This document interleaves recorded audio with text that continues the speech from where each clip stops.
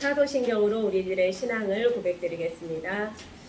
나는 전능하신 아버지 하나님 천지의 창조주를 믿습니다. 나는 그의 유일하신 아들 우리 주 예수 그리스도를 믿습니다. 그는 성령으로 잉태되어 동정녀 마리아에게서 나시고 본디오 빌라도에게 고난을 받아 십자가에 못 박혀 죽으시고 장사된 지 사흘 만에 죽은 자 가운데서 다시 살아나셨으며 하늘에 올라오시어 전능하신 아버지 하나님 우편에 앉아 계시다가 거기로부터 살아있는 자와 죽은 자를 심판하러 오십니다. 나는 성령을 믿으며 거룩한 공교회와 성도의 교제와 죄를 용서받는 것과 몸의 부활과 영생을 믿습니다. 아멘. 말씀 같이 교독하겠습니다. 마태복음 13장 24절에서 30절 제가 먼저 읽겠습니다. 예수께서 그들 앞에 또 비유를 들어 이르시되 천국은 좋은 씨를 제 밭에 뿌린 사람과 같으니 사람들이 잘 때에 그 원수가 와서 복식 가운데 가라지를 덧뿌리고 갔더니 싹이 나고 결실할 때에 가라지도 보이거늘 집주인의 종들이 와서 말하되 주여 밭에 좋은 씨를 뿌리지 아니하였나이까. 그런데 가라지가 어디서 생기나이까. 주인이 이르되 원수가 저렇게 하였구나. 종들이 말하되 그러면 우리가 가서 이것을 뽑기를 원하시나이까. 주인이 이르되 가만히 두어라. 가라지를 뽑다가 곡식까지 뽑을까 염려하노라. 둘 다 추수 때까지 함께 자라게 둬라. 추수 때에 내가 추수꾼들에게 말하기를 가라지는 먼저 거두어 불사르게 단으로 묶고 곡식은 모아 내 곡간에 넣으라 하리라. 아멘. 잠깐 기도하겠습니다. 하나님, 우리가 하나님의 말씀을 또 대합니다. 사람의 말로 받지 아니하고 이 하나님의 말씀을 아멘으로 화답할 수 있도록 우리 성령님께서 인도해 주시길 원합니다. 말씀을 전하는 자나 받는 자가 동일한 은혜로 또 하나님의 은혜를 체험할 수 있는 귀한 시간이 되길 소망하며 예수님 이름으로 기도합니다. 아멘. 밭에 가본 적 있죠? 밭에 가보면 무를 심어놨는데 무만 자라는 게 아니라 그 주변에 또 뭐가 있어요? 잡초 같은 것이 있잖아요. 내가 심지도 않았는데 그러한 것이 있어요. 이것을 내버려 두면 이것이 양분을 다 빼앗아 먹어서 그 좋은 무가 되기가 좀 어렵습니다. 그런데 오늘 말씀에 보니까 종들이 어느 날 밭에를 갔습니다. 밭에를 갔는데 이상한 일이 생겼어요. 종들이 보고 와서 주인한테 얘기합니다. 주인님, 우리가 뿌린 씨앗은 좋은 씨인데 왜 우리가 원하는 작물만 나지 않고 가라지가 났습니다. 우리가 가서 그것을 뽑아버릴까요? 그러니까 사람들이 잘 때 원수가 가라지도 뿌리고 갔구나. 여기서 보니까 누가 거기다 뿌리고 갔다고요? 원수가 뿌리고 갔다라고 했어요. 그랬을 때 그러면 우리가 그것을 그냥 가서 뽑아버릴까요? 그러니까 여기에서 주인이 뭐라고 그랬냐? 내버려둬라. 그러다가 곡식까지 뽑을까 염려가 되니라. 그래서 추수 때까지 내버려뒀다가 추수 때가 되면 가라지는 딱 묶어서 불태울 단으로 두고 그 다음에 알곡은 곡식단은 곡간에 두리라 그랬어요. 자, 여기에 보니까 가라지를 검색을 했어요. 그랬더니 왜 가라지하고 그게 구분이 잘 안 가나? 그랬더니 언뜻 봐가지고는 구분이 잘 안 가요. 자세히 봐야 돼요. 왜냐하면 여기에서 밀인데 초기에는 다 열매가 있기 전에는 그것이 그것 같아요. 보니까 요것도 비슷비슷하게 형태로 있잖아요. 그래서 주인이 이걸 뽑으려다가 잘못 뽑을까 봐서 뽑지 말라고 한 것입니다. 자, 여기에서 우리가 사는 세상은 아주 좋은 세상이에요. 아주 좋은 세상인데 이 좋은 세상에 좋은 것만 있는 것이 아니라 악한 것도 같이 있다라는 것이 문제가 된 것입니다. 자, 우리가 교회에는 모두 좋은 사람만 있을 거야. 착한 사람만 있을 거야. 이렇게 생각하잖아요. 그쵸? 그런데 하나님만 잘 믿는 사람만 있는 것이 아니라 믿지 않는 사람도 있다라는 거예요. 아, 그러면 악한 사람은 어떤 사람인가? 악한 사람은 어떤 사람이지? 남의 돈 뺏는 사람? 때리는 사람? 속이는 사람? 질서를 안 지킨 사람? 그래, 맞아요. 이런 사람도 악한 사람은 맞아요. 맞는데 여기에서 하나님께서 보는 악한 사람의 기준은 달라요. 어떻게 다르냐? 우리는 보통 악인이라고 하면 품행이 단정하지 못한 사람, 남에게 해를 끼치는 사람, 이런 사람이 악인이라고 하는데, 성경에서 악인은 어떤 사람이냐? 그 기본적인 원어의 뜻은 뭐라고 하냐면 경건하지 않는 사람, 불경건한 사람. 결국은 뭐냐? 그 사람은 하나님이 없는 사람을 누구라고 하느냐? 악인이라고 하는 거예요. 그래서 성경에서 말하는 악인이란 세상의 윤리나 도덕 규범이나 이런 거에 비추어 봤을 때 역행하거나 미치지 못한 자를 악인이라고 하는 거하고는 아주 다르다라는 얘기예요. 그래서 여기에서 가라지란 누구냐? 바로 하나님이 없이 사는 사람을 말하는 것입니다. 성경은 악을 근본적으로 하나님이 없는 것, 하나님을 떠나서 그분과 상관없이 사는 사람, 이렇게 규정하고 있어요. 자, 그래서 하나님 없이 하나님을 염두에 두지 않고 사는 사람을 뭐라고 그런다? 바로 악인이라고 하는 거예요.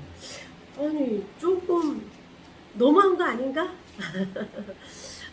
그런 생각이 들었어요. 선생님은 맨 처음에 이런 말씀을 들었을 때 이것은 조금 너무 심한 거 아닌가? 어떻게 하나님을 안 믿는다고 악인이라고 할 수 있지? 그러나 하나님은 그렇게 정의를 하고 있어요. 하나님의 말씀에는 악인을 딱 악인과 선인 딱 두 부류만 있어요. 악인, 하나님을 안 믿는 사람, 선인, 하나님을 믿는 사람. 자, 요렇게 나누고 있다라는 이야기예요. 그래서 그러면 의인이라는 어떤 사람이냐? 하나님을 믿는 사람인데, 그러면 하나님만 믿고 도덕적으로 윤리적으로 뭐 부패한 사람도 다 의인이라고 할 수 있을까? 선생님 생각에는 하나님을 진심으로 믿는 사람은 그런 행동을 못하죠. 왜냐하면 그 마음에 하나님이 계시는데, 내 마음에 하나님이 계시는데 어떻게 악한 행동을 할 수가 있어요? 어떻게 사기를 칠 수가 있어요? 그런데 이런 사람도 있어요. 왜? 여기에 보니까 어떨 때 가라지를 뿌렸다고 그랬어요? 사람들이 잘 때 가라지를 뿌렸다라고 했어요. 그러니까 여기에서 방심할 때 우리 마음속에 죄가 들어온다라는 거예요. 방심할 때. 그러니까 내가 하나님을 믿고는 있지만 내가 방심하면 죄가 나도 들어올 수 있다라는 거예요. 그러니까 어떻게 보면 죄는 좀 비열하다고 할 수가 있어요. 좀 이렇게 죄는 정말 사기꾼 기질이 있어요. 정정당당하게 들어오지 않고 사이드로 몰래 살짝 들어옵니다. 그러면 우리가 살고 있는 학교는 어떤가?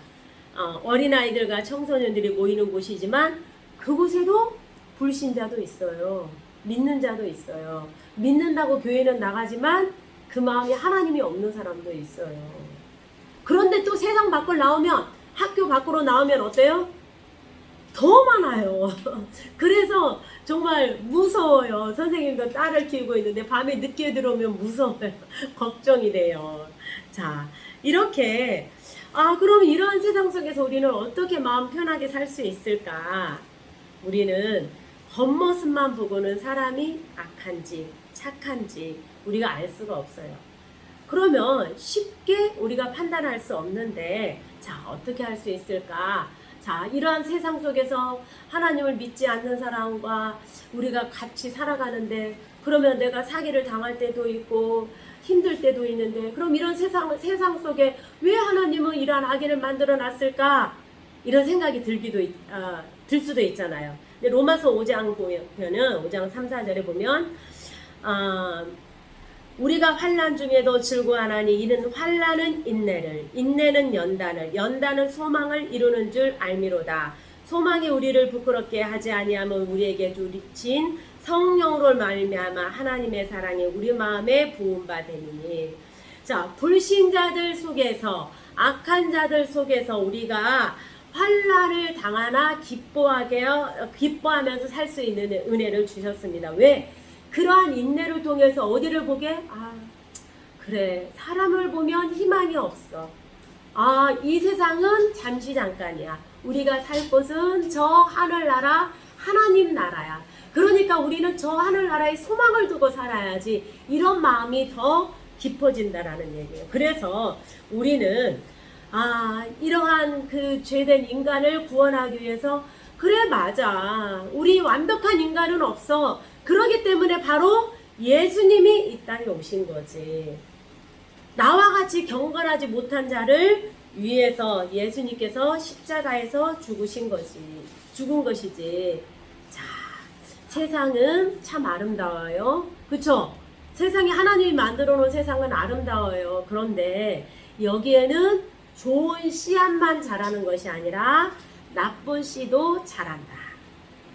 자, 내가 또 꿈을 꾸며 우리도 살아가잖아요. 이 세상에 살아가면서 좋은 꿈을 꾸며 살아가는데 좋은 일만 있는 것은 아니다.